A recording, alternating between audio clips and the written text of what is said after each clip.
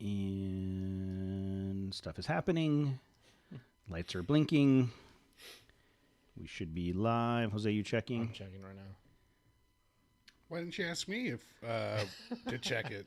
Because the fact that you logged in and did it first I know. I is felt like absolutely I amazing. felt like I did something wrong. She like popped up on the screen. I went, "Oh my god, I don't know what to do." Yeah, we're streaming. The fact that Matt can turn the computer on any given Monday is in itself an accomplishment. Yeah, he warned me. Okay. That's good. That's good. All right. Yeah, we're streaming. We're streaming? Okay, we'll get started and people start running in here in just a minute. I don't know. The week after after Christmas, people might be doing other things. All right, you guys ready? Yep. All right. You ready, Autumn? I'm going to count down and we'll get started in just a sec. 3, 2, 1.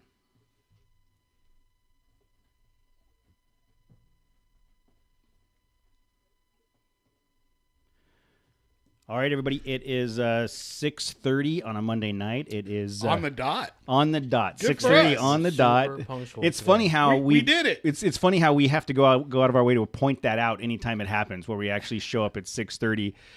It is the December 28th. It is the Monday after Christmas. I hope everybody had a good solid holiday. And on the big screen in the studio, we have Autumn Neary with us from the Peterson Automobile Museum. How are you doing tonight, Autumn? I'm doing well. And yourself? We're doing good. We're doing much better than you because someone talked you into doing this interview, and I'm pretty sure within a short period of time you're going to regret this. Time will tell. Yes. Well, thank you so much for joining us. We were kind of having a little bit of conversation before we started where we were talking about how the Peterson Auto Museum is in L.A. It's an hour away from where I live. It's an hour away of where I've lived my entire life. Well, it's an hour away if there's no traffic. Like a Sunday night, 3 in the Sunday, morning. 3 in the morning. It's an hour away. Actually, you're already starting to hit that Monday morning. Yeah. traffic at that point. Okay, so Yeah, exactly. Normally it's I don't know. I bring a lunch with you if you're going to make that trek. Yeah, because it might. You never know. It's maybe 50 miles away from my house, which means it'll take 2.5 days to get there Right. from Southern California. Plan an extra day of vacation. And I've never been. I've never been to the museum, and I'm super bummed to admit that. But I think there's a lot of us in that situation that have heard of it and Dude, want to go. I've driven by it. Oh, really? It Yeah. is not Yeah, gone. it's completely unacceptable for all of you that have not been I there. get So it. I get thank you for admitting your fault. Yeah, I we're appreciate horrible. it. Yeah, well, as we talked about earlier, I have a lot of faults. Most will be pointed out before the evening is over. Before we go down the Peterson route, let's learn a little bit about you. Tell me about how one becomes an associate curator at the Peterson Museum and what you did leading up to this. Yeah, so I was born and raised in Southern California, LA County, but I went to New York City. I went to Columbia for graduate school in museum anthropology. So I knew I wanted to work in a museum and tell stories. That's what museums are about. They're about the objects, but mostly they're about telling stories to people, sharing history, sharing the present in a new way. And so I knew that that's what I wanted to do. I worked at a history museum in New York City for 16 years. Oh, wow. So at that point, I realized I had spent more of my adult life in New York and that was starting to make me officially a New Yorker. So I hightailed it back to California. Oh, wow. And Is it the 17th and that's year when when they you offered become me a the New job Yorker? at the Peterson. Yeah, how many years in New York does it take before you get that accent and the attitude? At 17? The attitude happens pretty quickly because it's remarkably easy to slip into. You start talking like it after about a decade. Oh, wow. We were literally just having the conversation when we were eating dinner earlier about New York and Yeah, about living there. living in Would New you York. ever live there? And I would live there. I think everyone should live there for at least a year. It's visiting, you don't get it. You got to live there. It's a crazy place to be. It's amazing in a lot of ways. Well, and we were talking about how I've been in New York 3 times, I think. And we were talking about how in New York, you're like, hey, I'm going to get off the subway and I'm going to go see that thing. And it's 3 miles away, whatever. It's not that big a deal. We're just going to walk to it. I won't walk a half a mile to 7-Eleven right now. Like, if to get to the 7-Eleven, No. there's an El Pollo Loco. I could throw a rock and hit El Pollo Loco from my house. Ain't no way in hell I'm walking there. You couldn't hit that with a rock. Not anymore. Not anymore. Back in my, I've seen you throw, dude. back in my 20s when I actually had a functioning arm, I could. Yeah, I was excited to get back to car life. You don't want a car in New York. Like that's just a stupid idea. All you do to drive it is to park it on opposite sides of the street so they can sweep the streets. So no one has a car in New York, but public transportation can be a pain. So I was back in LA. I came back to LA. I moved in with my mom for about a month before I got the job at the Peterson. And the first thing I did was buy a car. I had a car within a week. Wow. Nice. Wow. Yeah. Very nice. So how do you go from, because I don't know which history museum you're at in New York, but I've been to a couple of them out there and they're amazing. How do you go from telling stories about history in general to telling stories about cars? Well, in a lot of ways, the objects are different and larger, and there are fewer of them in a gallery, but the history story is still there. It's still, you suss out the same kind of human interest story. It's really the same business, just with a different medium. But in a lot of ways, I was looking for something new. History museums are wonderful. I love them. But it's a lot of old documents, old photographs. And here was something big and shiny and something that's so pervasive in American culture, particularly in Southern California culture. It was really alluring, and it was an opportunity to do something different, sort of a mid point in my career. I was able to totally change directions, and that was really interesting for me. And you being a Southern California native and then leaving to New York, so you grew up in the car culture, and then you go to New York where it's not as much of a thing. I would bet when you come back, it provides a level of appreciation for it that is a little bit different than someone that's just either never experienced it or never left it. Right. Definitely, I appreciate it. It took me a good 15 minutes on the road to hate the traffic all over again and feel like I've never been not in traffic. But driving shaped this city. It shaped the way we have our stores, our restaurants, our roads, our buildings, the way towns are formed are all part of car culture. And you learn to love, the city you grow up in, and you start to see it with different eyes and realize how shaped it is by cars. And you're right. When you start looking at car history, that actually plays into the history of our society, of our development, of how we, so many things in our lives are around the car culture, not just the car itself. It's, drive-throughs. Like, is there drive-throughs in New York? I don't know that I ever saw a drive-through in New York. In the outer boroughs where people have cars more, but not in Manhattan, no. Yeah. So, I mean, there are no drive-thrus in Manhattan. That's something I didn't even think about. Like, that's just normal part of life here. Yeah. For us, if you go someplace and it's not a drive-through, you're like, this is BS. What I'm not getting out of my car. Exactly. I can't afford that did place. That. We went to, yeah, I can't afford that. We were looking for a Starbucks or whatever. We pulled up to one and it wasn't a drive-through. And we were like, man, are we going to get out of the car and like, this is ridiculous. I'll find another one. That's how bad we are. That's how. Yeah, no, it's completely different in New York. In Manhattan, the McDonald's is the first floor of a skyscraper. Yes. It's not That's what weird. you expect. That is weird. Yes. It's a very, very weird, different culture. And I won't say weird, but just like going back to the conversation before we started recording about, would you be able to live there? I made the comment that yes, but you would have to go into it knowing you're not living in Southern California. Like you're not going to, you're not going to, New York's not going to conform into what you're used to living. You have to conform into what New York has. Yeah. But it's super, super cool. And that's interesting it's very exciting that you did that you took that adventure. Like, were you always an adventurous person and hey, I'm going to go across the country for my family, or was that a scary thing?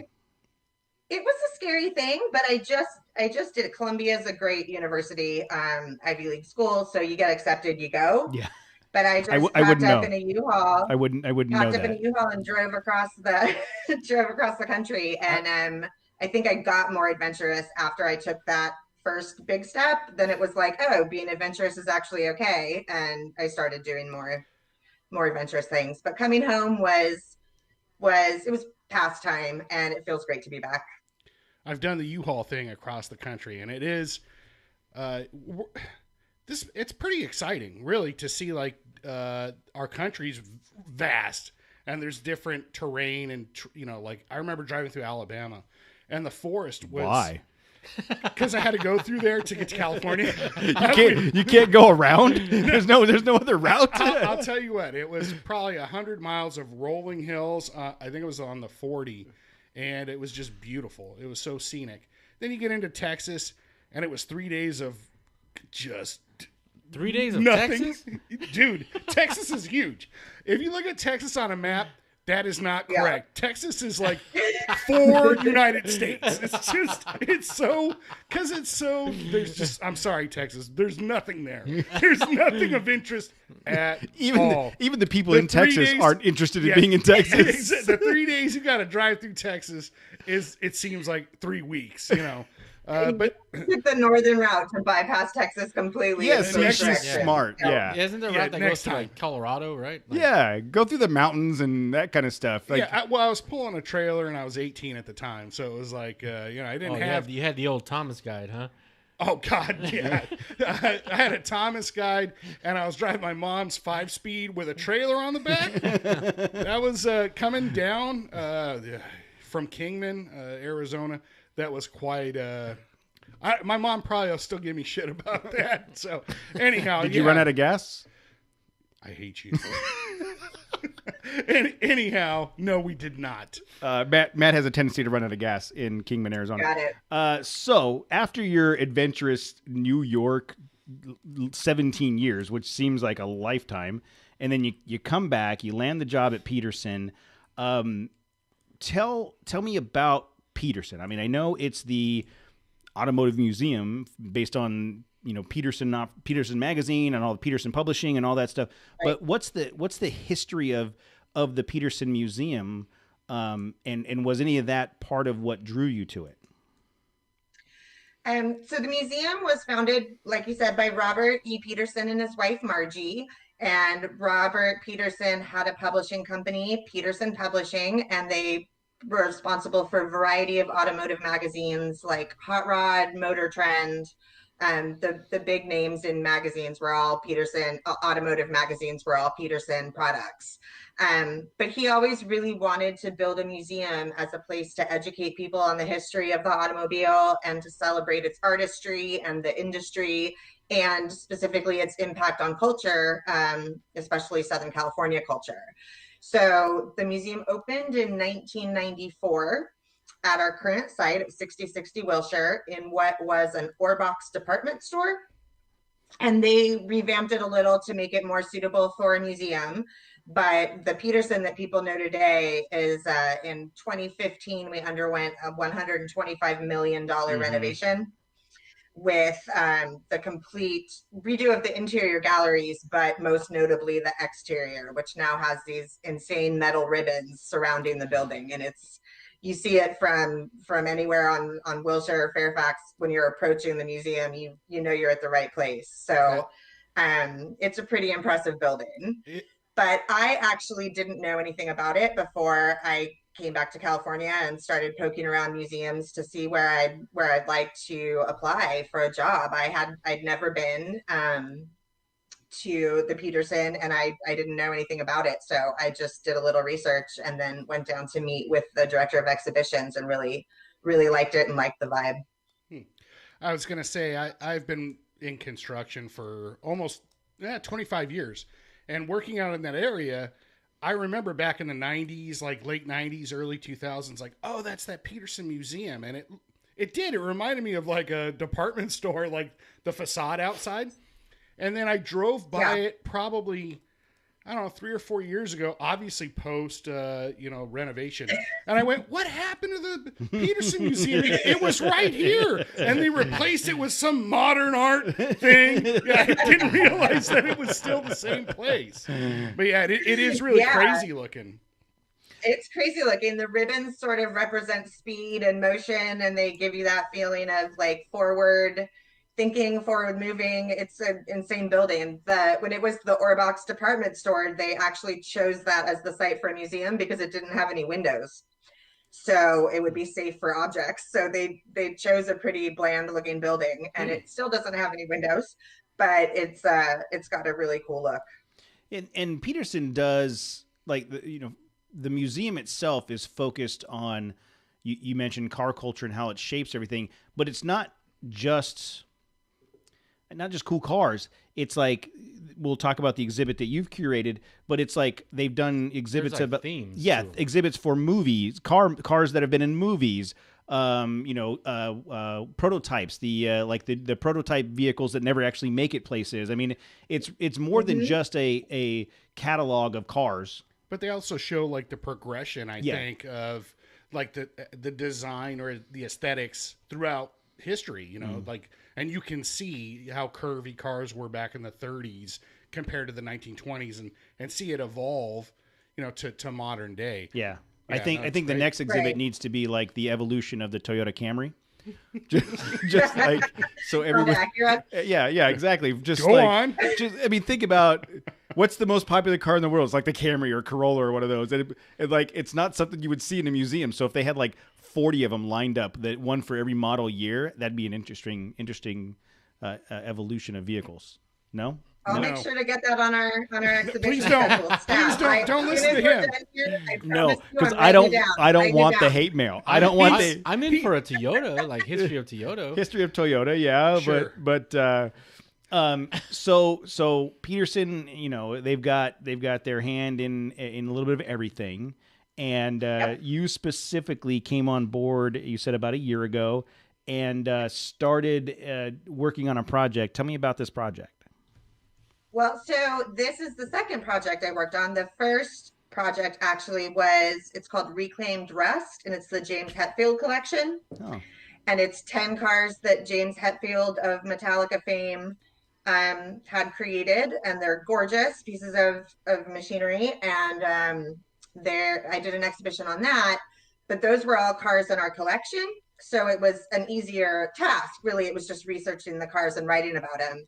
But this exhibition, Extreme Conditions, is the first one where I had to go out and locate the kind of vehicles I wanted and do my research and really put together the show from scratch and try to tell a story and find the correct vehicles to do that. Just quickly back to the James Hetfield. Does he donate all those cars? He donated 10 cars to us, yes. Wow. Oh, that's awesome. Good for him. Man. Must be nice. I'm just going to say. You'd see that at the Petersen Automotive Museum if you came to visit. Yeah, I'd be like, I'd like to donate my Ford Ranger, but I'm going to need someone to give me a ride to work. Yeah. Nobody wants to see that Ranger. Oh, don't worry, we'll talk about that. So the extreme conditions expedition. Tell me, like, where did the idea for that come from? Like, so from just any exhibit as a curator, like, where do the ideas come from, and then how does that progress into me walking in and being able to see it? Well, it starts from a lot of places. We have a curatorial team. We discuss ideas. You think about things you haven't done or haven't done in a while. You want something on view in the museum, as many different types of shows as possible, so that there's something for everyone. The museum did an exhibition on the Baja 1000 back in 2013, but we hadn't done anything on the off-road world since. And so we sort of realized the untapped potential there of reaching an audience that we maybe hadn't reached out to in a while, and a whole new array of vehicles that we could showcase that aren't the typical sort of vehicles that you'd see at the Petersen. And then the way this particular exhibition came together, we knew we were going to do something on off-roading, but there are plenty of cars and SUVs, trucks on the market today that are off-road capable. There are specialty vehicles like dune buggies, ATVs, UTVs that are specifically designed for off-roading, but we took this in a sort of different direction. The gallery that the exhibition is in our customs gallery. So we decided to focus on road-going production vehicles that have all been modified to make them off-road capable. Okay. So it's a sort of different take. It's not just any off-road vehicle, that comes that way. This explores the modifications that people make to their vehicles to get off-road use out of them for a variety of purposes. Yeah, I'm really disappointed that I didn't get a phone call to feature the please. Ford. My Ford Ranger Don't get is me the started. single most I was just capable about to start off-road railing vehicle. on how many mods you had to do to make that thing capable. And then I was also going to ask, so clearly there's like at least a floor of Nissan Frontiers that are highlighted and they got lights shining on them. It's on a turntable. Like, no. The Frontier is the single most capable vehicle in the exhibit. Yes. I'm going to go out on a limb and say It was no. able to drive up onto the turntable that it spins on. So, And yes. Autumn's going down the list of vehicles Yeah, it's available, like, and she's like, what's a nope, Frontier?" Nope, nope. I can almost guarantee though, there has to be at least a Land Cruiser of some sort in the museum, right? In the museum? And the Toyota, Yeah, I'm sure. There's 350 vehicles in our museum, so Wow. we've got And not some one of everything. Nissan Frontier. Not yet. Tip of the What's funny spear, is baby. I do not believe we have a Nissan Frontier. I'm correct about that. That's the worst part is we all laughed because it was funny, right? What's cool about that though is that so just like we were talking to Overland Flagstaff about how this gives you an opportunity about how people can see their truck built out in different ways. This is just another avenue where people can go down, see the trucks that are on display. I'm like, that's a cool mod. Yeah, go look at those vehicles. Now, the vehicles that are featured, are they of historical significance or more of a demonstration of how people modify vehicles for off-road use? There's some of both. There are certain cars. The exhibition's divided into 3 sections. The first one being racing, and they're primarily Baja vehicles. And we really wanted to show the breadth of vehicle types that could be modified to race this race. And there are some seriously significant vehicles within that section, as well as vehicles that are more designed just to show people the kind of modifications that they themselves could make for recreation, or utilitarian modifications that can be made to make things like agriculture or driving in the snow, things like that are practical. Don't drive in the snow. Some of those modifications as well. Don't drive in the snow. Nobody ever drive in the snow. It's a bad idea. Well, we've got a vehicle, a forward-controlled Jeep that features Matrax, which is the tire conversion, and those can handle snow. Is it the blue one? Is it a blue one? It's green, lime green. Oh, yeah. Jose and I are thinking about the same one. There's a Jeep FC with those tracks on it that's blue that's made its rounds a little bit. It's a beautiful vehicle. Well, our motto is snow on the ground. Turn around. Yeah. You don't want any part of that. Go back home. Yeah, watch some movies. Born and raised in Southern California. We go to the desert. Snow is bad. Right. So how does that work when you take the lead on this and you start putting this list together?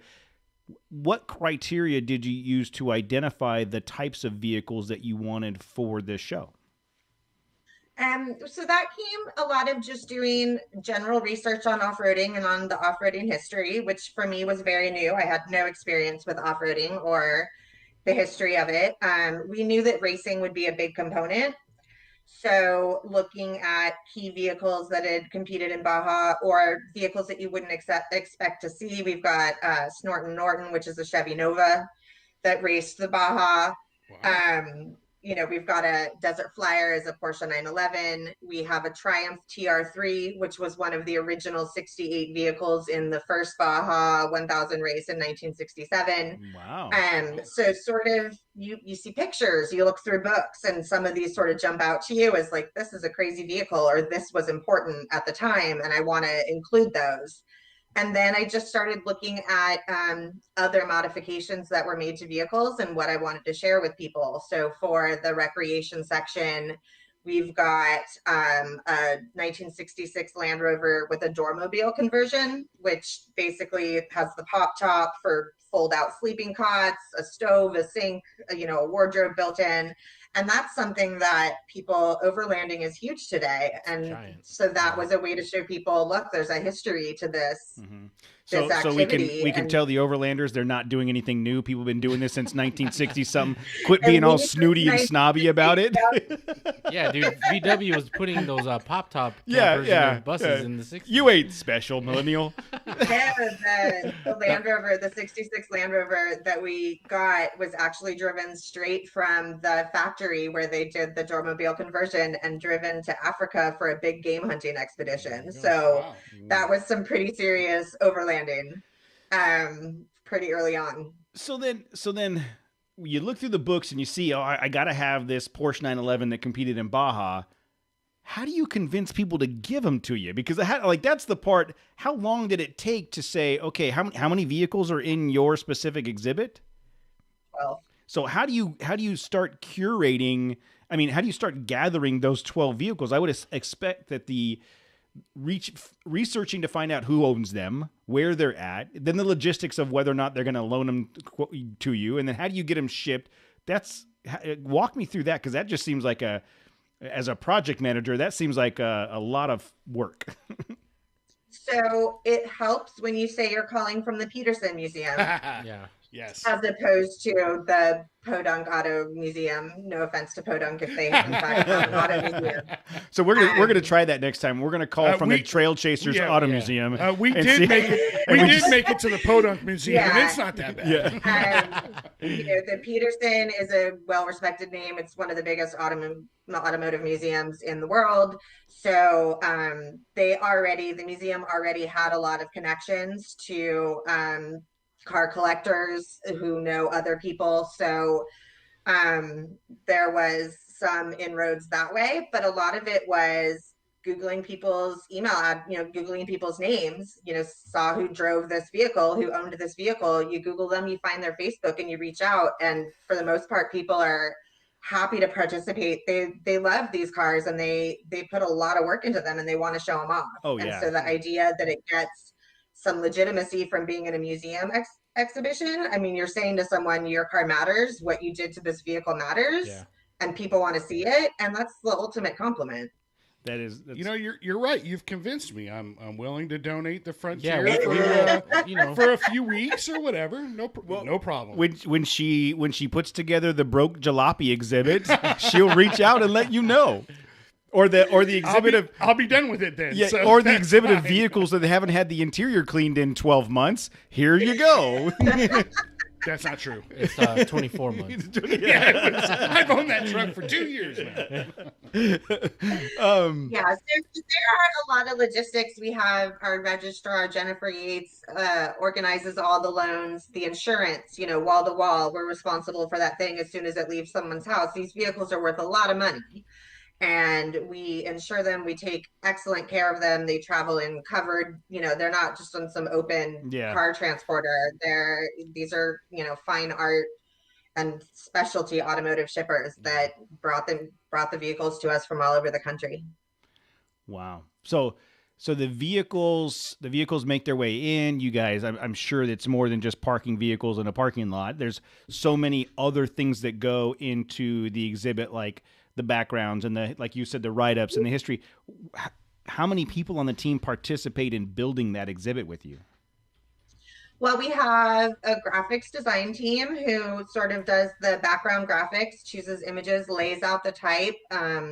We sort of featured an image for each section, a desert race image, a recreational sort of mountainy hillside image, and a logging forest to show the three themes of racing, recreation, and utility. And they get those images, they do a layout. Our director of exhibitions helps me plan where the cars are going to go, which is partly to organize them for what makes sense with the themes of the show, but also logistical. We've got structural pillars that cars have to fit around. So it's a lot of maneuvering and playing in InDesign with little, placeholders to see what car fits where. And then it's visual. It's what two cars look super cool together, and the colors and things like that. So there's a team of about 4 or 5 people that are actively involved in planning these out, and we have guys that move these cars with the utmost care to get them into place. We don't just drive them in and put them in park. These things are treated like priceless objects. Well, see, so that would go back to the benefit of featuring the Nissan Frontier. You just drive it into the pillar, and now it's a better exhibit than when it showed up. Now it's an art installation. It'd be showing off the pillar in a better light. Yeah, this pillar is built really well because it just demolished that Frontier. Okay. I have no comment. So you had mentioned earlier that the off-road world was new to you. So coming into this, you had little to no off-road experience, right? None to speak of. So after researching these vehicles, That's what I was gonna ask. it's like right now. So as you've researched these vehicles, you've gotten the history behind them. You kind of learn the lifestyle behind it. Yeah. What's your outsider's take on the whole thing, the off-road lifestyle, the modified vehicles? Like, did it teach you anything or give you any perspective you didn't have before? I think that there's a lot of camaraderie in the off-road world, is what I learned. These people know each other. They're happy to give you the name of someone else they think you should talk to, happy to give you their number. They really know each other and know the races well, and will tell you, yeah, that's a great vehicle, but did you think about this one?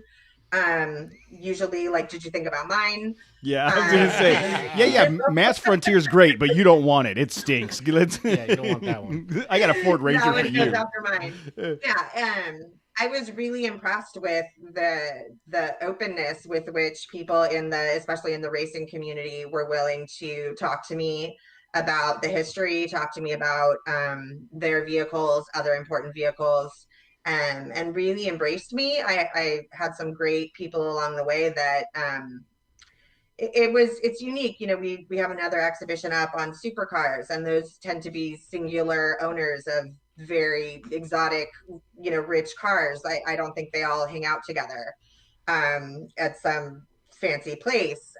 Whereas with the off-road world, you get the sense that they do meet up at these events, and so they know each other and they see each other and they're happy to share their knowledge. And I was really grateful because I needed the help. And I think that's an extension of let's assume that a lot of these vehicles are retired, right? And they're for shows, but I think that's just an extension of the life of the off-road vehicle. So, going back to sharing and helping and stuff, if these guys were racers at the Baja, their pits would have helped each other if they broke down and done something. One of the things about the off-road community that we love is that you never drive by a vehicle that's parked without rolling down the window and saying, "Are you guys good? Do you need anything?" Like that's just part of the community. And it rings true to me that you would find that experience when you're reaching out to people about these vehicles, even though they're retired and collected or whatever. It's just ingrained in what the off-road community is. Yeah. And although many of the vehicles are not retired, we were lucky. I hate to say lucky. The coronavirus canceled a lot of events this year. And so we were able to obtain some of these vehicles that are still actively racing. Because of that, we were able to get them. But another thing, that I discovered, when you're modifying these vehicles, you can just keep modifying them and keep them running. Yeah. So a lot of these ones that you would think have to be retired, they're not necessarily retired. Our 1970 Chevy Nova raced in the mid 80s in the vintage class, eventually ended up in a Louisiana bayou somewhere. Someone recognized it as the Snorton Norton, brought it back to life, and it's racing Baja in 2012 and 2013 again. Wow. So yeah, it's an amazing vehicle. You really got to check it out. But that's a great thing that you just said. These vehicles have like stories to tell. Mm-hmm.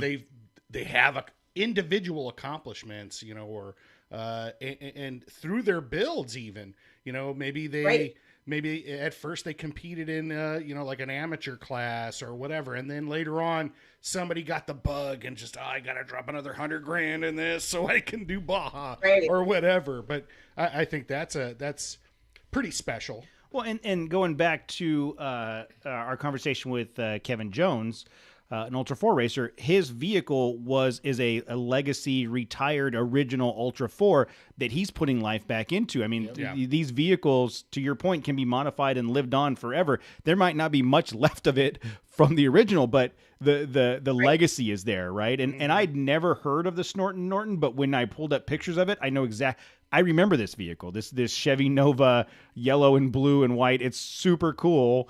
So that's crazy that thing is still around. Yeah, and that was part of what we wanted to do. The show is geared to a general audience, people that come in. If you don't know much about off-roading, you can read the text, you'll get the gist of what we're talking about with modifications. But we also wanted to pepper it with these really special vehicles that if you're an off-road aficionado, you'll be surprised to see or pleased to see and say, like, I remember that, or I've heard about that one, or, I always wanted to see that one. There's some of those in there too for the people that know the off-road history. So as you've learned about this off-road history and you are experiencing the lifestyle from the outside, are you ready? Are you ready to go? Am I ready? I would love it. I don't know. I'm not. My driving is standard. Okay, look, it can't be worse than that. I don't know what it takes to drive an off-road vehicle, but I mean, I would be thrilled to ride it. I have 2 broken ankles and a broken shoulder, and I can do it. So I'm pretty much. My 4-year-old could probably do it better than me. I'm sure that she's 5 now. I'm sure that you would. You'd be fine. Like, we need to get you out on the trail. It sounds amazing. I would love it. I just love seeing videos of it. It's just amazing. And the different types of environments, people that are doing it in the desert, and then you have mudding, you've got green laning, you've got mountainous driving through the forest, gravel, snow, rock, water, whatever. It's like there's no environment on this earth that someone hasn't tried to tackle with an off-road vehicle. And I just think that's amazing. You forgot to mention barreling across the desert with your cooler and all kinds of stuff flying out of the bed of your truck. That's a lot of fun. That's my favorite. Here's what we're going to do. We're going to put Autumn in Matt's truck. Don't put her in my truck. I want her to like it. I want her to enjoy herself. And we're going to go do the Kessel Run, and then she will sue us for the disaster. Either that or she'll be buying a Frontier the next day. She's going to go to work on Monday and be like, we have to do a Frontier exhibit. So the background there is, you're right. You could there's 1,000 different terrains, and you can build specialty vehicles for every single one of them. The 3 of us actually daily drive our off-road vehicles, so it's very multi-purpose. Get us to work and back, go tackle some terrain and have some fun. And for us, that adventure has always been like pushing the vehicle a little bit farther than it can go and going out and exploring things that we don't see on a regular basis. And it's not extreme rock crawling, but man, we have a lot of fun doing it. And in some cases, we try to keep up with the Baja pace. And it, as Matt alluded to, ice chests, coolers, toilet paper. Toilet paper start flying out the back end of the truck, and someone's got to stop and pick all that stuff up. Well, that's what Joey D is for, because he's usually trying to keep up with me, and thankfully he's right there to help me gather my debris, pick up your Tupperware, all that stuff. My busted Tupperware. So yeah, it's It is, in all seriousness, open invitation. We'd love to have you come out on a trip with us. We just came back from Arizona for 3 days of wheeling, and that was a good time. But we do, I mean, being a Southern California native, right, you've got, with wherever you live, within an hour, you've got terrain in all 4 directions.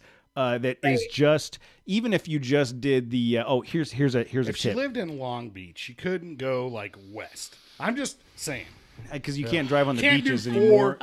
Oh, well, you can drive on the beach if they let you. I mean, she may get arrested doing it, but she could do it. I was being a smart ass. I didn't expect you to comment on it. Well, you could take the beach trails. Yeah. So here's a pro tip, and you didn't hear that from us. Okay. you can rent a 4-wheel drive Jeep Wrangler at any Enterprise.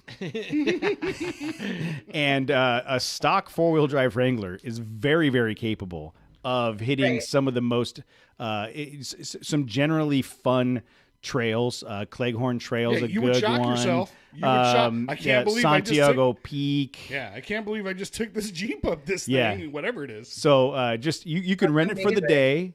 We'll take you for a ride. We'll wash it really good, and then we'll take it back. That sounds amazing. So that's I the will key. take you up The on that. key is washing it really good before Yeah. you take it back.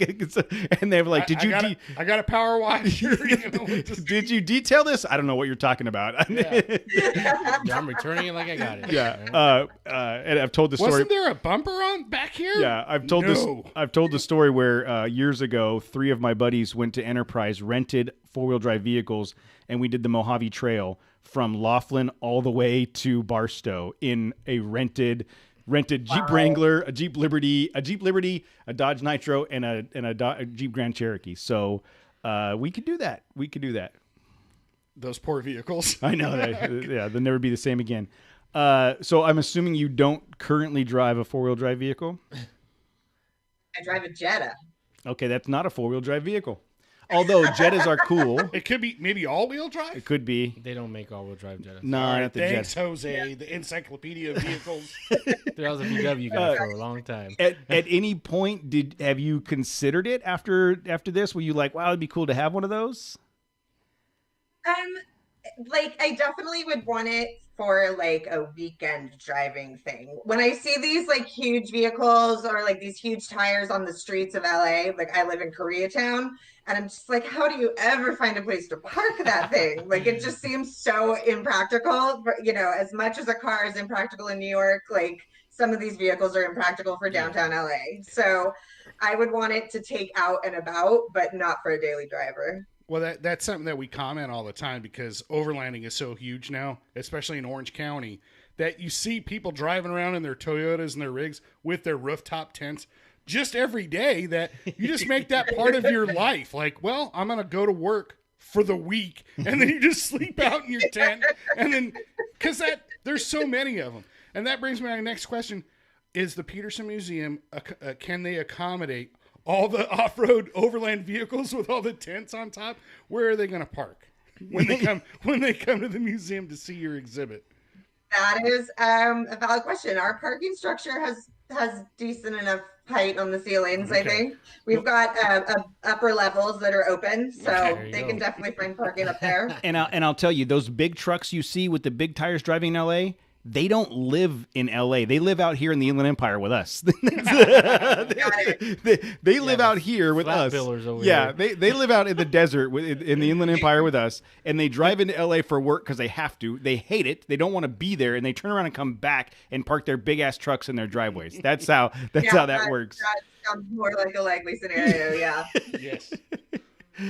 The museum. So we did talk a little bit about how COVID has kind of put a damper on a lot of things, including the museum. How long has the museum been closed? We closed on March 15th. We were allowed to open again for 1 week in June, and then cases started rising and we were shut down again, and we've been closed ever since. And we're at the mercy of the state, the county, the city as to when we can reopen. We're ready to accommodate visitors again using like online ticketing. We've got hand sanitizing stations everywhere, styluses, so you don't need to touch an elevator button. Like we're ready to go when we do open to make it a safe experience for people, but we're just waiting for the word. Yeah, and right now there's no expectation for anybody, right, at this point of when that's going to be. I wouldn't even hazard a guess at this point. Yeah. I was The exhibition is, sorry. No, go ahead. I was going to say the exhibition's scheduled to be on view through September of 2021, and we may even extend that so that it really gets its full run. So it'll still be around once we're open for people to come see. So I hope they make the trip down to see it because it's really a special show. Oh, I was just going to say, I'm in construction and I work every day at a local hospital, and we just found out today. So where are we on the list if I'm at this hospital every day, where am I on the list to get the vaccination? You're like third level down below like the, everyday essential, nurses and doctors and what have you.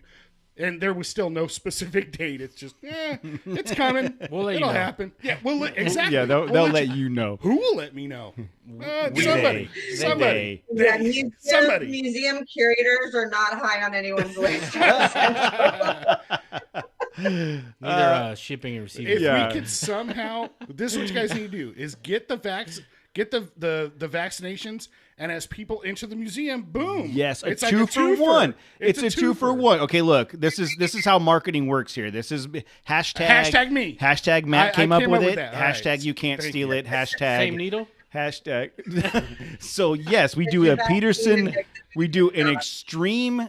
What is it? The extreme conditions and extreme vaccinations. It comes with the entry. Yes, fee we into the do. museum. And what we'll It's that do extreme is, that you need the vaccination. yeah, we'll do for. both vaccinations instead of coming back for a Well, you month get later. We'll just do one- them both at the Yeah, same you time. get one coming in, and then when you're leaving, you get the other one. One coming out. Look at this. Look at this. We're going to save the world one You gotta be in the Peterson muse- I think you gotta be in patron the at a museum time. for a month, though. But that's fine. It's still good. Yeah, we don't tell them that part. They have to now live in the exhibit for a month There's so they can overland get their vehicles other inside. vaccine. Yeah, there's tents in there. there's a Doormobile with a pop-up Yes, tent. exactly. We all right take there. turns in the Nailed Land it. Rover. Nailed it. Look, I am super excited about this exhibit, and this is going to be the exhibit that's going to drive me out there to the museum to see Absolutely. it. Like I just wish that. I mean, I wish there was a way. I wish we knew when that was going to be. Right. I mean, but I mean, there's no way to your point. There's no way to hazard a guess. I'm gonna say May Man, you're 10th. May 10th. That's so- depressing. That's so far out, dude. I know. Oh, I thought I was being positive. I'm sorry, guys. I thought I was being No, positive. it's crazy. I've been with the museum for a year, and I've worked from home for most of that year. Oh no. So but you still have to go in to like help design the stuff, and then you come in and work on your teams, and then go back in, and We're pretty much remote. oh wow. Yeah. So now that this one is set, I mean, there's nothing to tweak at this point. Have you already moved on to the next exhibit, or are you still working on other things with this? No, we've got other exhibits in the pipeline, so I'm working on those, and we're working on a book of cars from our collection, so I'm working on that. Yeah, you kind of get it up and then you move on. Man, I would want to just like sit and look at it every day. like, I do miss it. I do when I do go into the museum. It's sort of like a thing that you put all this work into, and I go pay to visit. Yeah. I pay my exhibitions a visit for sure. how you doing, guys? That's the sad thing is like, well, I got this great job. I get to work at a really cool museum with all this cool stuff to look at, but I got to work from home. Like, oh man, You're not helping, dude. You're not helping her in any God, way. I am on a You bad are kick. just. What am I doing? This is the What depression happened? train. What is going on, Hey, bro? you should have been a doctor, dude. Yeah, yeah. The way you deliver bad news. What does that have to do? I would just be a good doctor because I'm good at delivering. No, No, just, you're horrible. You have horrible zero delivering bedside news. manner. Oh, You're just thank like, God I'm not a doctor. Yes. Okay, you confused me. For more reasons than you can imagine. Yeah, I don't like blood. The I don't like blood. I don't like I get squishy when I see stuff like that. the exhibit itself, when it does open, you said that right now it's scheduled to stay open or the exhibit is scheduled till September of 21. September 12th, 21, but it's very likely that we'll extend that farther. Yeah, so once it opens, we'll have the opportunity to go. Like what I would like to do is when the exhibit reaches, when we think it's going to open, when we get to the point where Peterson is going to open again, we'd like to have you back on at least for a short conversation to talk about it again and try to get people there. If, let's try to fit the last 9 months of patrons into the first weekend. And That would be fantastic. and then overload the exhibit. We'll do ooh, let's do a camp out and barbecue at the Peterson Museum. Okay. They won't even know we're there. Aren't they doing that around the streets of the? Yeah. Those are homeless people. Those are called Thank homeless you. people, Cody. Now who's being negative? Making fun of homeless people out in West LA. I didn't say- saying that. I said in the Dude, parking that's lot. despicable. I said parking lot, not on the street. There's a very You different. implied street. Oh That's what man, I heard. Oh man, yeah. So so coming back from that one. yeah, on a See, scale you're shaking your head at him, though, right? You're not No. shaking your head at me. On a I sca- didn't say it. on a scale of It was a one. general. Wow, where did we take this turn? Yeah. Sort Oh, of on a scale of 1 to 10, how much are you regretting your decisions at this right point? now, Like, it just jumped. she's all 12. You guys, you're at 12. They're going to reach out to the media company that connected us, and she's going to be like, "Don't you How ever dare you? Lose talk my to number. those lose my number." Yeah, she didn't tell me to use my Um, number. No, but seriously, like we definitely want to help because this sounds like a really like something that would be really right up the alley of all of our listeners that are into this lifestyle for so many of the reasons you just talked about. Watching some of these old race trucks that went on Baja that sparked something in us, and that we we look at the old Land Rover with the pop-up tent, and again that's the genesis of overlanding, and I feel like everybody that listens to this show would get something out of that exhibit. And we'll do whatever we can to help drive people there once it's ready to go. Awesome. Well, I'd love to show you guys around the exhibit. So you're all welcome, and I'll give you the tour, and you can poke around. Awesome. Yeah. Do we get to drive any of them? Hey, dude, let's just get to the museum No, first. although I hear we have a Frontier that may be up for a spin. Oh, wow. Autumn is my new favorite person. This is the best. We're gonna show up in the Frontier. Jeez. We're gonna show up in the Frontier, and Matt's gonna pull up to the front door, and he's like, "Autumn said this is going in there. That's where this is Yeah. gonna be." It's cool because I had my kids clean it out, so it's good. It's ready to be shown. Mr. Deedley, I should be on the list. I'm on the where's list. the turntable I'm supposed to park on? I was told there's a turntable around here. Oh, DJ Frontier. Nope, not happening. Well, Autumn, look, this has been a great conversation. You're a lot of fun, and two things: open invitation to go off roading anytime you want to go. Let us know.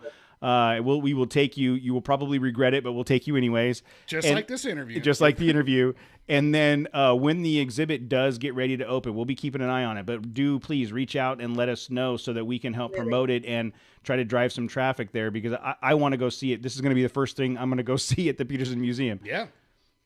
That's amazing. I'd love to have you. Thanks so much. No, thank you for coming on the show. Anything else before we go? Nope. Just stay tuned. I'll let you know when we're ready to open, and we hope to see as many of the off-road community as possible. Awesome. Thank you so much. You have a great night. You too. Bye-bye. Thank you. All right. That was a lot of fun, Autumn. That was Thank you great. so Awesome. much. Did I do okay? Oh, Yes. wonderful. Oh, you did great.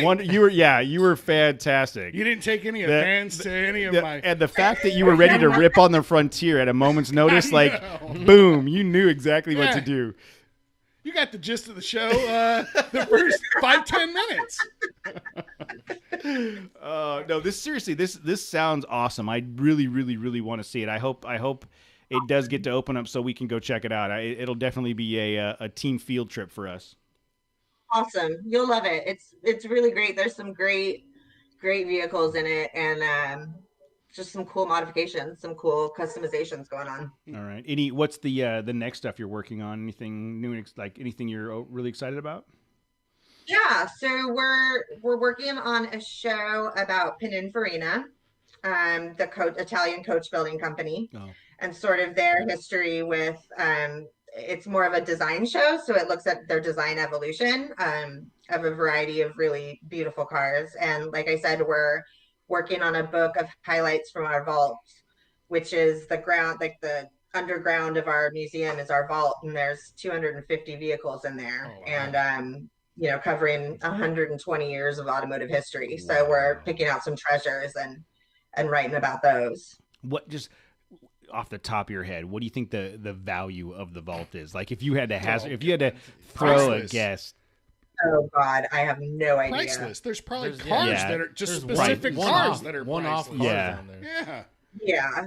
Yeah. I mean, take 1,000,000 plus times 250. Yeah, You know, exactly. Exactly. So a lot. What you're saying is a lot. lot. And once Yeah. the Frontier gets a there, little it's, more, a little just more than I'm washes- bringing home. Yeah. when the Frontier shows up, it's just even. And Yeah, now at it's that just- point, they owe you. The insurance company's like, no, we'll pay you. How did that get in here? Was this a delivery vehicle that got stuck down here? What This happened? is for the Gardner exhibit. exactly the landscaping exhibit. Landscaping exhibit. If you do ever have a landscaping exhibit, I've got just the vehicle. Dude, my for you. Gardner has a better Frontier than you do. He does not. It does. It's a steak bed. It's badass. Oh, well, All right. kudos to him. So, Granola bars to that guy. So Autumn, so what we'll do is we will edit this thing between now and Wednesday night. I will post it Wednesday night for download on Thursday. I will email you the details once it's loaded and ready to go with, excuse me, we usually make some social media posts. So I'll send those to you so that you can promote the show on your side. We'll promote it on our side Fantastic. and try to drive traffic to the episode. And for sure, we'll keep in touch. You've got my contact information. We'll keep in touch, and as things get closer, even if it's just reposting Instagram stuff when you guys are ready to open or coming back on for a quick conversation, whatever we can do to help to drive traffic, because I'm really excited about this exhibit. Awesome. Thanks so much, you guys. No, thank you. You have a great night, and we will talk to you sometime later. Okay, great. Bye, guys. Bye. Bye. All right. That was a really good conversation. She was Yeah, great. it was great. Okay. Do we need a break, or are we ready to roll? Let's do it. Let's roll. 3, 2, 1. All right, so as you guys can see, we have the COVID antibodies in the house. We've Are we supposed to make out with Jose now to I get think those antibodies? so. How do I get some of those antibodies? I think we need. How do I get some of those antibodies in me? I gotta go straight to the source. I hear there's a lot of protein in there. It's good for your That's- nails. Oh man! You guys want to beat this thing or not? All right. What do I gotta beat? No, to beat no, this? no. Yeah, I think we need to Hey, start you just- over. you, We can start. Hold on, hold Beat on. fire with fire, all right? Hold on. Hit the Okay, eat button. stop. All right. All right. 3, 2, 1.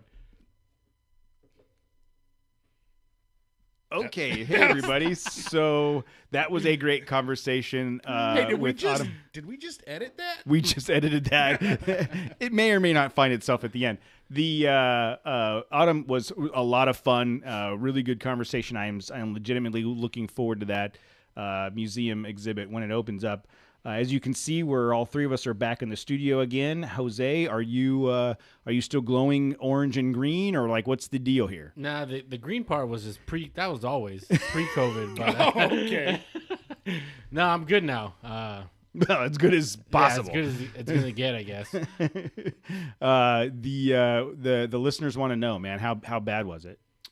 I don't know. This is my experience with COVID, and I had really bad body aches, mainly just my legs, which is weird, for the first 2 days, and just felt crappy and tired. And then that's about it. Like, Are you sure Letty wasn't just punching your legs at night? I don't while know, you dude. were sleeping. Like that movie Misery with the sledgehammer. Yes. Oh, exactly like that. It felt like that, dude. Just my legs hurt so bad, dude. Oh my God, Like wow. my bones, the bones, like they were hurting. It was the weirdest thing. Did you have the respiratory problems? No, none of us had that. My kid just had a bad cough, and then Letty, she was throwing up, Ooh. and then she just felt like crap. But toward the tail end, I did lose my sense of smell and taste, and I'm like 20% back. Wow. Damn. Yeah. Wow. Yeah, I lost like 15 pounds. I need some But of I that think, COVID. But I think I gained it all back. Dude, already. I don't even. Dude, I lost 5 pounds before I started my job. I guarantee I've put on 15 pounds since I started my job. Yeah. Between the the stress eating and the holidays, and this is 'Cause ridiculous. I didn't really eat that whole time, dude. Hollandaise sauce. Yes, the hollandaise. That was horrible, Matt. That was a bad dad joke. Yeah, I'm sorry. Just didn't. Yeah, I just threw it out there. Yes. So glad to have you back. Thank you. Glad you're not dead. I mean, it would have sucked to have to go out and find somebody else to backfill you. There's luckily we're New lucky Jose. enough to where there's 4 or 5 guys on deck that we have, and they're on the stream right now. That would Who would we? gladly, Let's talk about take that. over. If you, I can name 3 people. Arizona, Yeah. Florida, Yeah, I mean- San Diego. None of them live around here. though. yeah, exactly. So if you were to kick the bucket, who would we bring in? Well, since they're close, Elam. Yeah, he would be on. But Elam's always busy. He Yeah, can't. He true. can't do. He's like. He just works. Yeah, he just The poor works guy, he just and works. has. The first 3 that come to mind that are close, not excluding your brother. I mean, he's obviously the first one, but it would be. I think for me, it would be Elam, Adam, and Mark. Yeah, because they're local for sure. Rob is a couple hours away. Rob's too if he far wants to away. if he wants to drive up.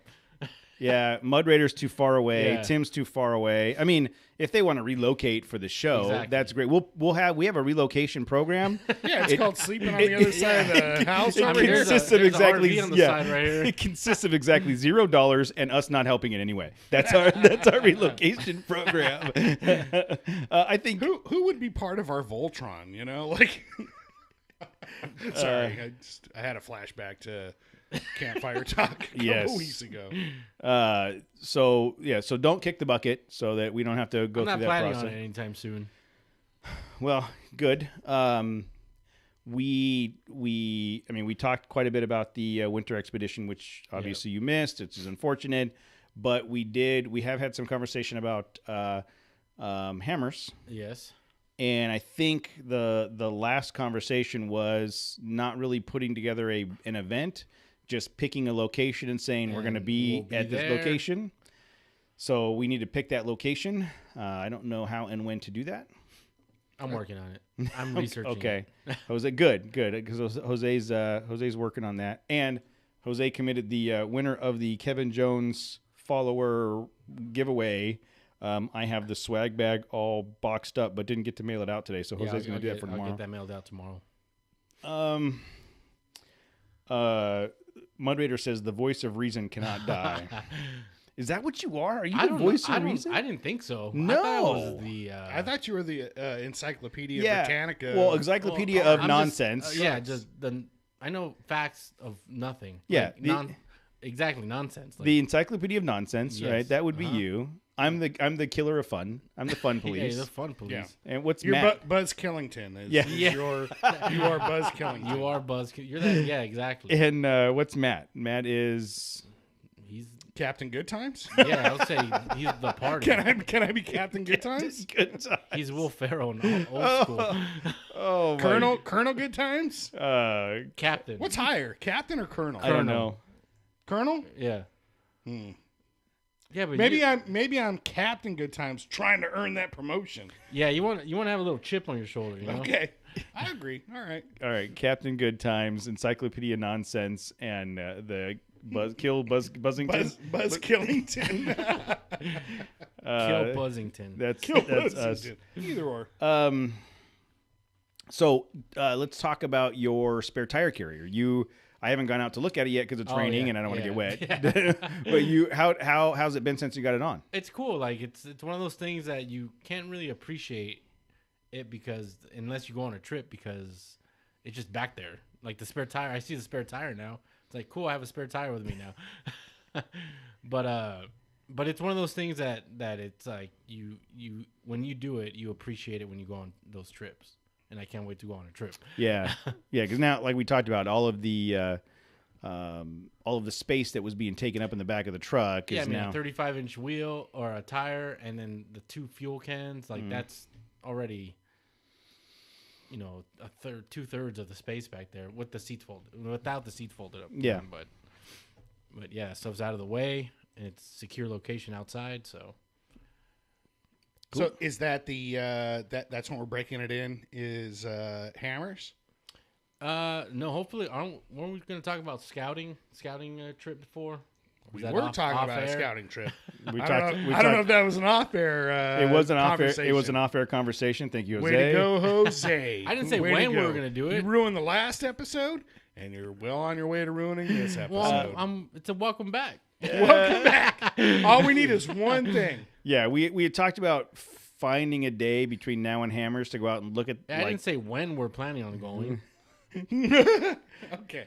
I was waiting for the one thing to ruin the episode. I thought I was dropping a. Nope. Yeah, he's got the pen in his hand. You guys suck. It's better when you make him wait for you. Like, Well, he's that's like what the I'm whole saying. episode. I He's like, when- created that tension now. yeah. Well, now and he's like, you when the just fuck bring is he it- gonna drop that? Oh man.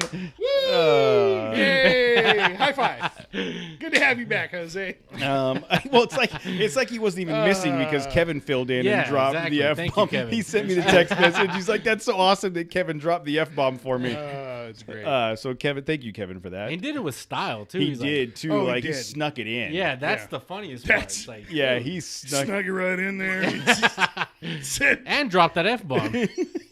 exactly. So yeah, pre-run. If we could figure out how and when to do it, like a day, just a day run, but we'd have to have some spots scouted out first. Spuds? Spots, Okay. some locations scouted out first, and say, okay, these are the top three. These are our points of interest. Let's go check them out. Yeah. Okay. So and the other thing is, man, I'm telling you, that ridge that we went up, the one time we were talking. the one that There's took you a like 3 or thing- 4 times to get up. That one. That was Oh pre-lift, no! right? That I'm was talking pre-lift? about post since I've had my since my truck the way it exists now. Oh, you're talking about when we did the Johnson Valley cleanup. Yes. Yeah. That ridge line. I mean, it'd be cool to camp that place too, but that I don't think it's viable as a camp spot. Yeah. Up on top of that. No. rocky I was hill. just thinking because up on top of that rocky hill we all It's a went cool up. vantage point to Yeah. watch racing. So, but from there, like there was that whole valley around it. Yes. So it might be that might be a good option. The other thing is like, man, I just don't know what it's gonna look like in. We're only talking about 3 weeks, man. Well, It's 4 weeks. Yeah, dude, I don't even. What is There- time? Like I don't even know, dude. I'm With just saying, COVID, everything's like screw. How old am I? What day is today? Is the sun out? Like I'm just really confused these days. My thing is just is this still gonna happen? Like the race? that's what I'm saying. Is it really gonna happen? Is the race really gonna happen? And how? How are they gonna have 100,000 people descend on Johnson Valley? Snipers. Just shooting vaccine right into you from like the mountaintops. That's inefficient, dude. They're gonna have You're not like smoke bombs. They're- Of the Yeah, vaccine. they'll drop it like one of those as you come in, fire As you come in? retardant. No, they'll drop one of those firebirds that drops the Oh, you'll tankers. just breathe it in. Yeah. yeah. Yeah, So you they'll gotta just drop aerosol. aerosol. They'll drop the An powder. Aerosol, yeah. They'll drop a powder over Hammertown. It'll be white powder. I guarantee it'll all be Everybody- sniffed up.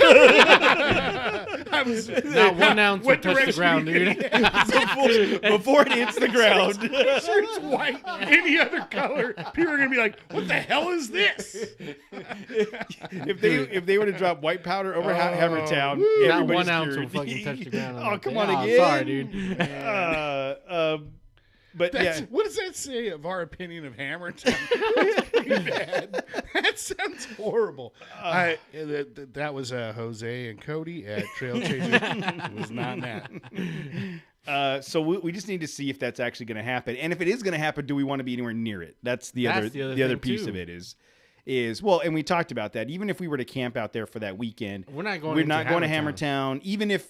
Even if it's happening, we're not going into Hammertown. We're just going to be in the general Outside, vicinity out there as an excuse to go wheeling, and Pretty camp for a much, couple yeah. days. And then after that, after December, after January, we don't have anything planned until Memorial Day, right? And that's in May. May, usually last weekend in May. Okay. So I mean, that feels about right to me. What do you mean? You mean time as far as As far as the time frame, like, I mean, we just did the winter expedition. We're going to do, whether Hammers happens or not, it sounds like we're probably just going to do a weekend thing for that week, just to see what happens. yeah, in that Potentially. roughly in that time frame. Pretty quick, wham bam, and then, all right, I can only go to so many things and do so much of what I do Yeah. so often. Give me a couple of months to get to make it to May. We talked about quarterly. We talked about kind of having roughly a quarterly plan. Well, just the fourth quarter trip it coincides with Hammers. That's why it seems like the end of the year is like super filled. Yeah, Hammers happens right after the fourth quarter, the winter expedition. But it's going to be Hammers or something, Mojave, the summer expedition, winter expedition, and the Kessel Run are like 5 things. So roughly every quarter. And the Kessel Run, we have to decide if we're going to do that annually. If is it fun enough to go do annually, or do we just do? Well, I think we should do it one year where we're all there. Yeah. And then How about you guys go and then you'll have an opinion on it? Because I thought it was great. Screw you.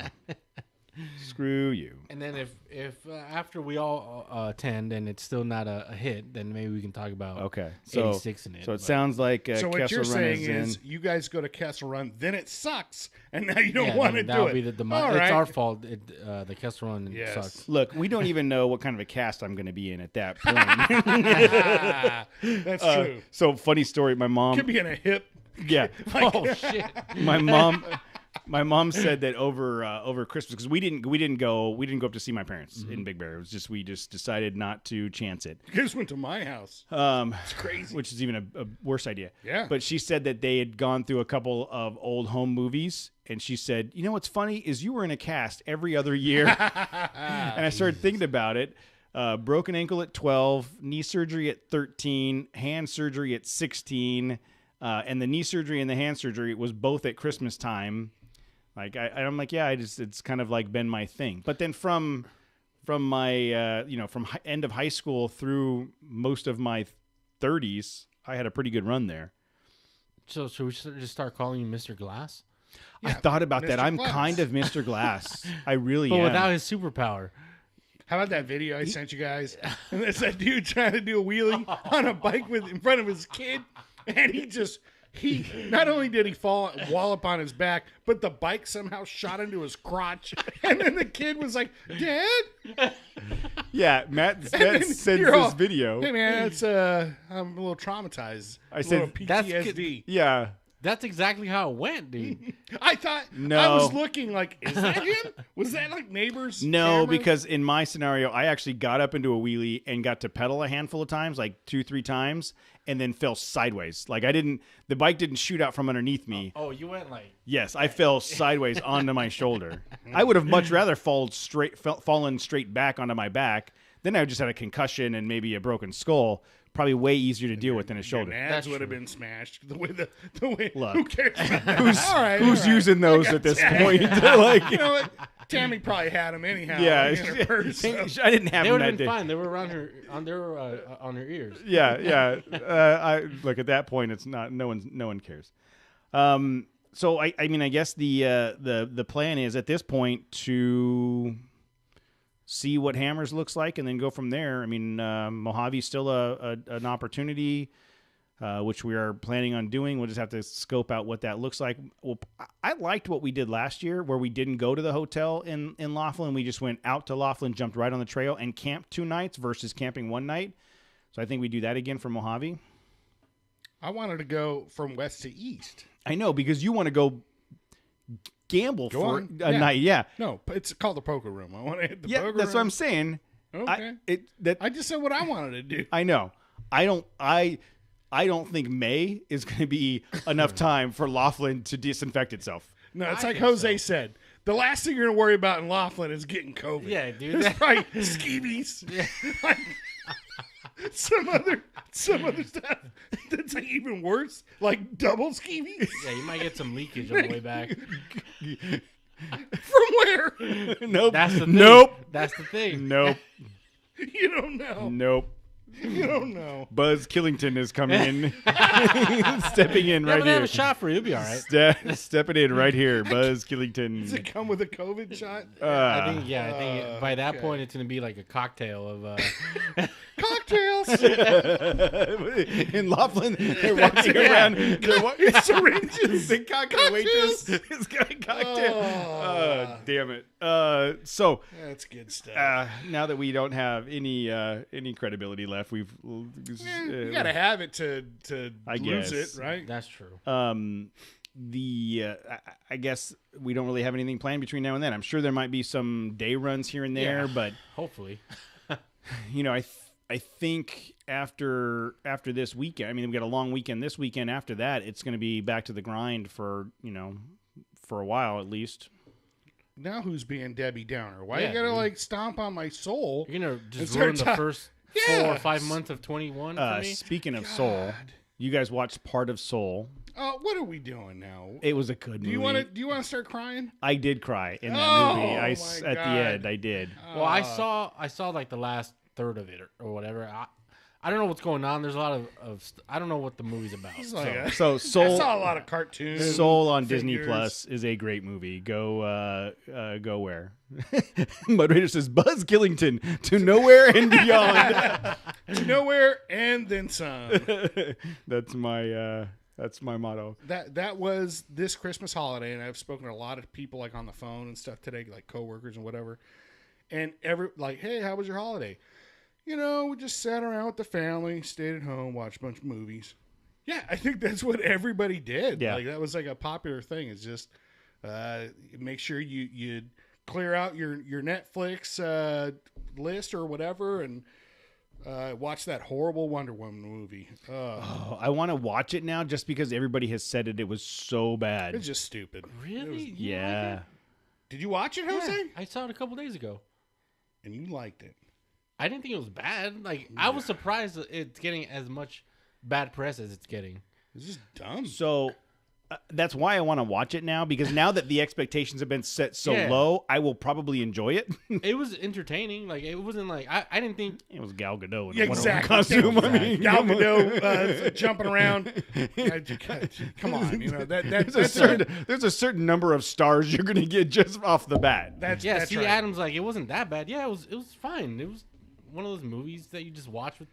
You just Well, I okay. think that the problem was What the about- first one was so It was great. good. it was really good. This yeah. second one, I can't discuss the details why I thought it was dumb because there's a lot you haven't seen it. I don't know, blow it, I guess, but the premise was like that's how they brought because Steve's back, or the dude from the first movie. And it's like, oh Yeah, that I was just like, come really? on. Yeah. That's how they brought him back. The Mandalorian's All in right. it. Hold on, Mud Raider. The Mandalorian is in it, and he should have had the Mandalorian mask. It would've been- and then it would have been cool.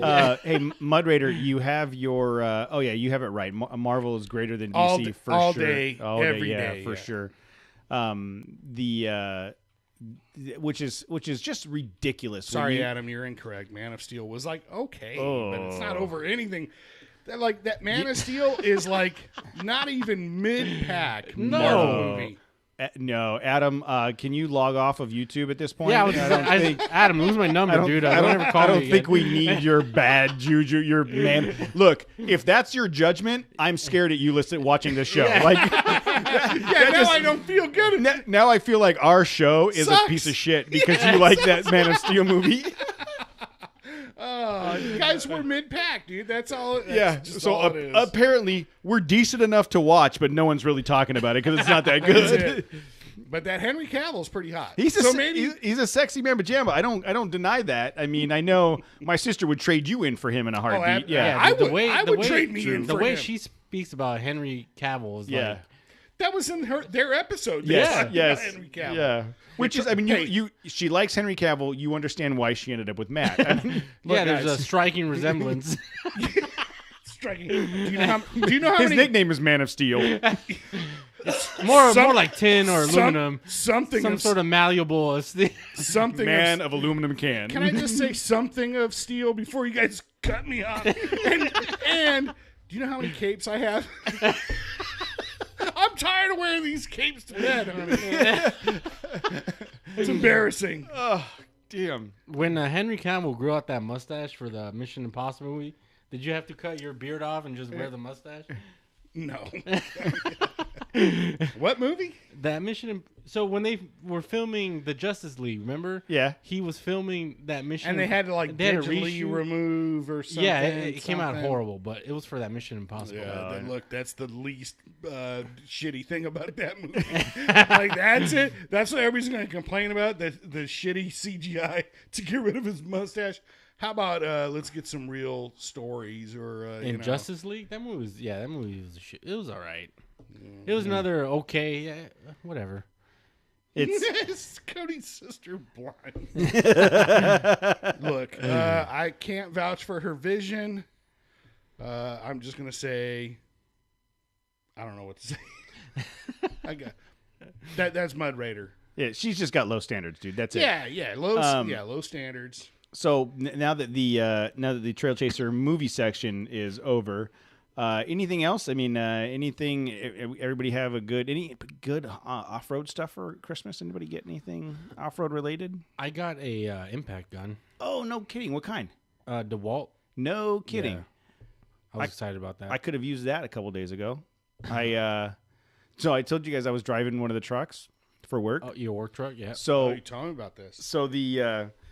So one of our guys retired, and he had like the nicest truck in the fleet, and it was like this guy was OCD about keeping it clean, and I was like, hey dude, give me the keys, I'm gonna drive that one instead. And they're like, it's a service body. I'm like, what, you think I can't drive a service body? Give me the keys. So I go out there, it's an F350 service body with a ladder rack, super like clean, and I was driving it around for a couple days, and I had to drive out for a doctor's appointment out in Anaheim or Fullerton. So I'm driving it, and I'm thinking to myself, man, this feels really good. Like this big, full size, it's comfortable, it's stable. And I get all the way out to the doctor's office. I back into the parking spot. I get out of the truck, and I hear like someone is airing down a tire. There was a homeless dude taking a leak on one of the tires. It sounded like when we're all lined up and airing down. And I went, this is not good. And I go around to the other side, and I start feeling around. And right on the edge of the tread, on the inside, I don't know what I caught, but it tore the tire, the tread, and it was billowing out. And like I was like, within a minute, it was flat. So it must have happened as I pulled in the parking lot. So I went this whole thing through the fleet services, and I'm like, okay, can you dispatch someone to change the tire? What's the time going to be? Because I'm thinking to myself, I'm going into this doctor's appointment. I'll be there for 20 minutes or so. Yep. If they show up 30 minutes later, they're going to have an impact. They're going to have a floor jack. It's all part of our included services. I might as well just have somebody do it. I go into my doctor's appointment. I come out. Then I get a text that says so-and-so's been dispatched in about 50 minutes. Oh, and I'm damn, like, dude. no, it is the Wednesday before Christmas. I am not going to sit in Orange County for another hour. I just said cancel it, and I had to change the tire on this F350 with the stock. With the stock provided. It actually wasn't as bad as I thought it was going to be, but I wish I had an impact and a floor jack and all that stuff. I wish I had an impact on things too, but sometimes you just got to go through life, and you can only influence as much as you can. I want to get. We should have an impact. Well, you've got one, and Casey has one. Yeah. But I have an impact, but it's just a little small one. You know, No, the shooting screws and stuff. Yeah, no, I have one of those too. I'm talking about the impact for your lug wrenches. Yes. Well, yes. I got Sawzalls.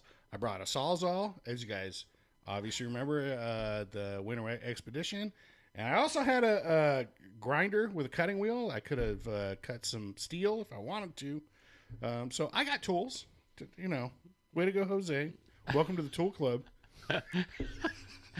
I've procured a pretty cool set of tools by now. You have. Well, I mean, as much work as you do on that Land Rover, I would expect that you'd have all of the tools.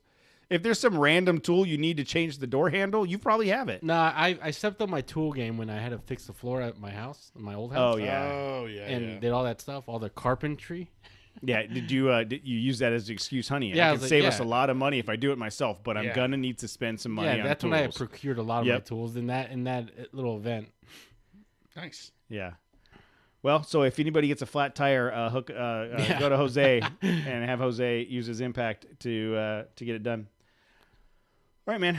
Well, that's about it. I am tired. I am tired and ready to call it. So, anything else, you guys, before we cut out? All right. Glad Thanks. to be back. I was thinking. You didn't even give me a chance. Glad to be back. We are glad to yes. have you. Welcome back, Jose. We're glad to have you, and for all of you in the chat room that are there Thank you for your antibodies. Yes, thank you for joining us in the chat room, everybody. I appreciate it. We will talk to you next week.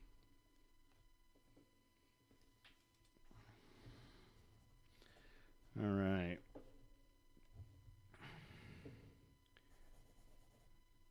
All right. All right. Got it. All right, cool. Hey, everybody, thank you for joining. Adam, Mud Raider, Mark was in there. Who else is in there? Scott. Yeah, there's been some talk about snow wheeling this week. Where? Where, dude? Just drive up to 15. No, that's what I'm saying. Like, who, where, and who? Who's having this talk? Mark. Yeah, Mark. Mark wants to go snow wheeling? He's going up to Big Bear tomorrow. Okay, well, the rest of us have to work. Yeah. Yeah, Mark. sorry, dude. I have a job. Yeah. I have to work and stuff. Yeah. Shy wants to go. Mark and Shy go tomorrow. I'm not gonna be able to go. Oh, snow wheeling? Seriously, going to Big Bear tomorrow? Mark, hit up Casey when you get up there. He'll be able to dig you out whenever you get stuck, and you can stay at my mom and dad's for the night. Wow. What, is the truck going to break down or what? You just solicited all kinds of action right there. Yeah, call Casey so he can pull you out, and then call my mom and dad so they can give you a room. Yeah, they'll feed you guys. Tell them I sent you. And food. Man, it's starting to sound like a better deal. Sounds like Shy's going. No, I'm working tomorrow. I can't do any of that stuff. All right, well, guys. You would have like a month ago. You'd be like, Oh, yeah. I'm there. God, Woo, yeah, let's do it, guys. A month ago, I'd have been like, no one's gonna know if I'm gone for the day. Like, let's go do it. But yeah, I have to work for a living now. It sucks. Sorry. All right, guys, we're gonna end the live feed, do our intro, and we will talk to you guys later. Thanks so much. Have a great night. Have a safe New Year's, by the way. Happy New Year's, guys. Everybody be Happy safe. New Year's, guys. All right.